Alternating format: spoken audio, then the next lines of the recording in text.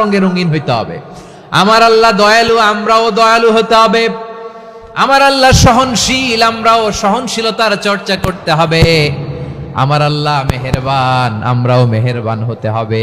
বিষ্ণু ঈসা ইসলাম আল্লাহর এই চমৎকার সুন্দরতম নামগুলো ধরে ধরে আল্লাহর কাছে চাইতেন। আপনি যখন দোয়া করবেন, আল্লাহর নামগুলো ধরে যদি দোয়া করেন, আল্লাহ ওই দোয়া ফিরায় দেয় না। সুবহানাল্লাহ বলেন।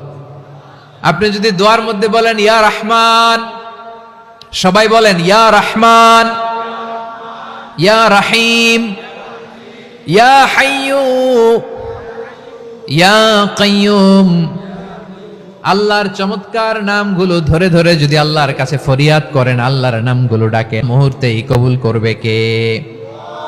বিষ্ণু ঈসা ইসলাম এভাবে আল্লাহর নামগুলো ধরে ধরে জিকির করতেন, আল্লাহর নাম জপতেন। তিনি বলতেন আসআলুকা বিকুল্লি ইসমিন হুয়া লাক, আল্লাহ তোমার যত নাম আছে সব নামের ওসিলায় তোমার কাছে ফরিয়াদ করি, সব নামের ওসিলায়। আনসালতাহু ফি কিতাবিক, যে নাম তুমি তোমার কিতাবে নাজিল করেছো। আও আল্লামতাহু আহাদাম মিন খালকিক, অথবা তোমার কোন সৃষ্টিকে তোমার নাম তুমি জানিয়েছো।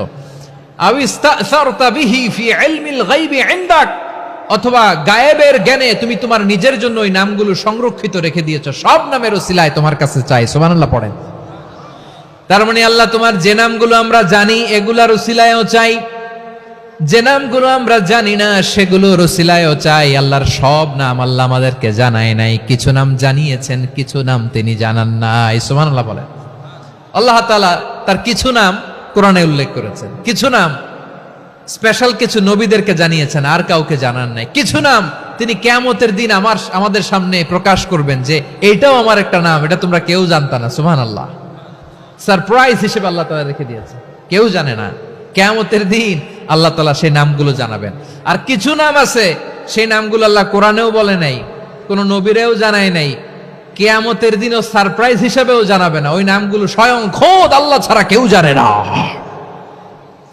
এজন্য বিশ্বনবী দোয়ার সময় বলতেন, আল্লাহ তোমার যে নামগুলো জানি, যে নামগুলো জানি না, সব নামের বরকতে তোমার দরবারে চাই, সব নামের ওসিলায় তোমার কাছে ফরিয়াদ করি।